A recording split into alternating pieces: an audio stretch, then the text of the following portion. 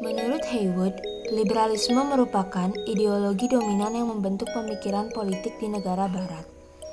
Liberalisme didasarkan pada pemikiran yang lebih tradisional, yakni idealisme. Idealisme atau disebut juga dengan utopianisme adalah pendekatan politik internasional yang menekankan bahwa nilai moral dan ideal lebih penting dibandingkan kekuatan dan kepentingan nasional. Idealisme merefleksikan optimisme kuat terhadap prospek perdamaian internasional dengan memperkuat hukum internasional. Pusat perhatian liberalisme tidak jauh dari poin yang ditekankan kaum idealis, yakni ide harmoni dan keseimbangan di tengah-tengah kompetisi kepentingan.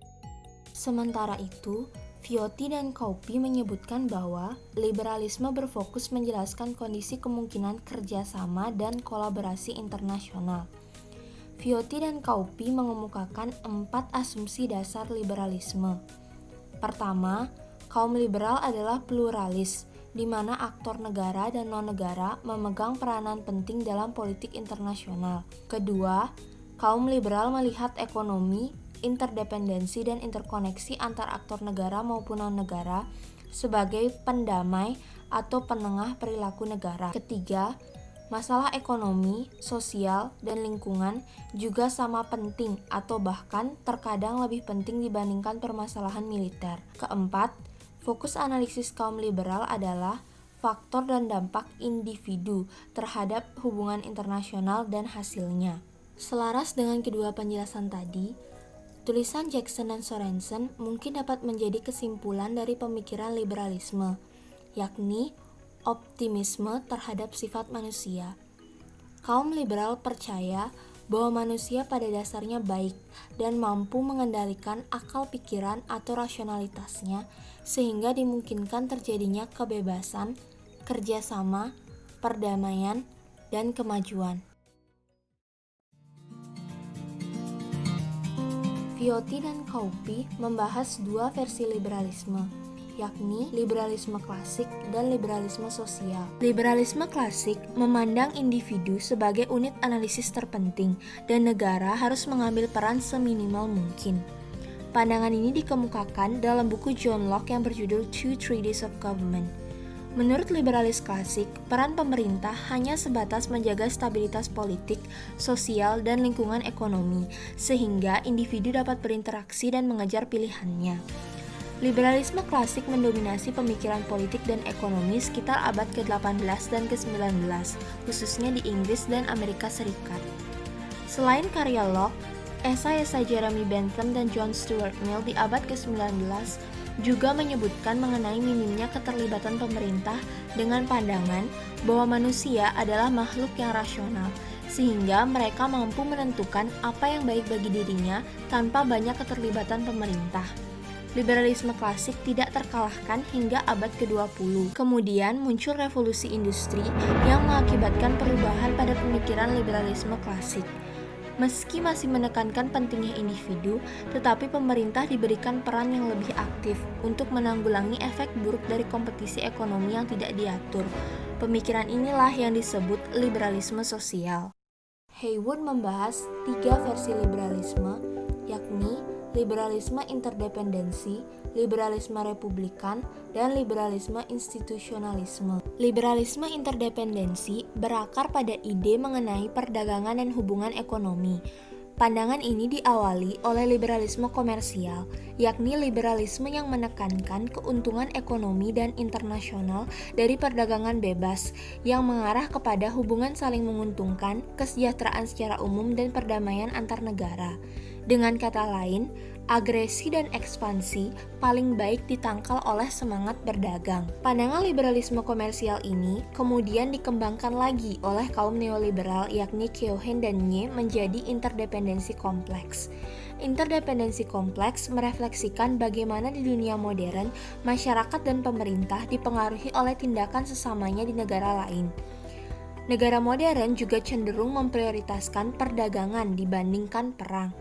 Liberalisme republikan percaya bahwa kebijakan luar negeri suatu negara dipengaruhi oleh politik dan konstitusinya. Negara aristokratik maupun otoritarian dipandang cenderung militeristik dan agresif. Sedangkan negara demokrasi terlihat damai terutama ketika berhadapan dengan sesama negara demokrasi. Liberalisme institusionalisme percaya bahwa ambisi negara dapat dibatasi dengan adanya organisasi internasional. Pandangan ini didasarkan kepada struktur politik domestik, yakni keberadaan pemerintah atau kekuatan yang berdaulat juga harus diberlakukan dalam politik internasional.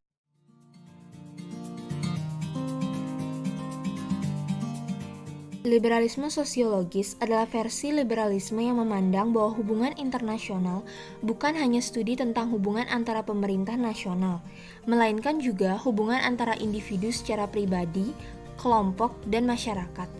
Hubungan saling ketergantungan yang tumpang tindih antara masyarakat dipersatukan menjadi lebih kooperatif dibanding hubungan antar negara. Tokoh-tokoh liberalisme sosiologis antara lain James Rusno, Richard Cobden, Carl Dutch, John Burton, dan Phil Kearney. Inti pemikiran dari masing-masing tokoh yakni sebagai berikut. Sementara itu, ketiga versi liberalisme yang dibahas oleh Jackson dan Sorensen, meski telah dibahas oleh Haywood, terdapat perbedaan cara pembahasan di mana penjelasan Haywood cenderung mengenai perkembangan tiap versi, sementara penjelasan Jackson dan Sorensen menghadirkan pandangan dari tokoh-tokoh dari tiap versi liberalisme yang kemudian disimpulkan. Beberapa tokoh liberalisme interdependensi antara lain Richard Rosecrans, David Metternich, dan Ernest Haas. Berikut merupakan inti pemikiran dari masing-masing tokoh. Kesimpulannya, liberalisme interdependensi memandang modernisasi meningkatkan derajat dan ruang lingkup interdependensi antar negara-negara. Tokoh liberalisme institusional adalah Woodrow Wilson. Woodrow Wilson mengemukakan bahwa organisasi internasional dapat mengubah hubungan internasional dari hutan politik kekuasaan yang kacau ke kebun binatang pergaulan erat yang diatur dengan damai. Idenya dituangkan dalam bentuk Liga Bangsa-Bangsa. Kaum liberal institusional saat ini tidak seoptimis pendahulunya.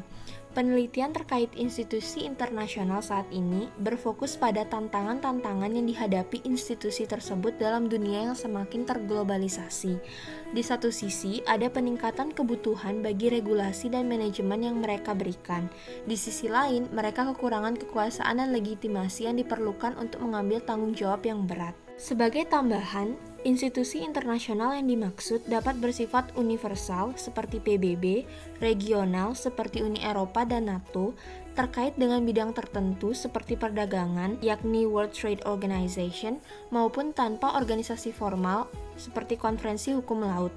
Selain itu, disebutkan pula bahwa mengenai institusi internasional yang lebih fundamental, yakni kedaulatan negara dan perimbangan kekuatan. Kesimpulannya, liberalisme institusional memandang institusi internasional membantu memajukan kerjasama antara negara-negara dan oleh karena itu membantu mengurangi ketidakpercayaan antara negara-negara dan rasa takut negara satu sama lain yang dianggap menjadi masalah tradisional yang dikaitkan dengan anarki internasional. Tokoh-tokoh liberalisme republikan diantaranya Immanuel Kant dan Michael Doyle. Berikut merupakan kontribusi dari ketiga tokoh tersebut. Kaum liberal republikan menekankan bahwa perdamaian demokratis lebih mengarah pada proses dinamika dibandingkan suatu kondisi yang tetap. Kesimpulannya, liberalisme republikan memandang negara-negara demokrasi tidak saling berperang dikarenakan budaya demokratisnya dalam menyelesaikan konflik secara damai, nilai-nilai moral bersamanya, dan hubungan kerjasama ekonomi serta interdependensi yang saling menguntungkan.